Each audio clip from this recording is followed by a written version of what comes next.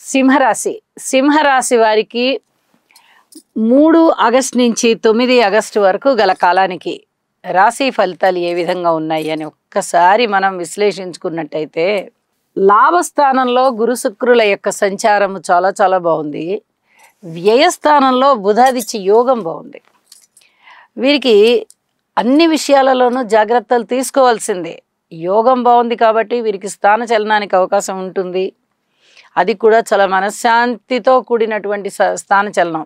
అరే దూరభారాలు వేశారు, మనకి అనువు కాని చోటికి పంపిస్తున్నారు మనని, ఇలాంటి ప్రశ్నలు ఏవి మీకు ఉదయించవు.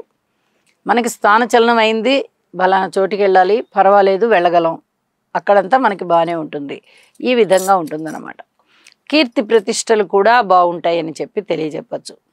ఇక ధనయోగాల విషయంలో గురు శుక్రుల యొక్క సంచారము లాభస్థానంలో ఉంటూ ఉన్నందువల్ల అసలు చెప్పవలసిన పనే లేదు. ఆత్మీయత అనురాగాలు పెరుగుతాయి, అన్నదమ్ముల యొక్క సహాయ సహకారాలు పెరుగుతాయి.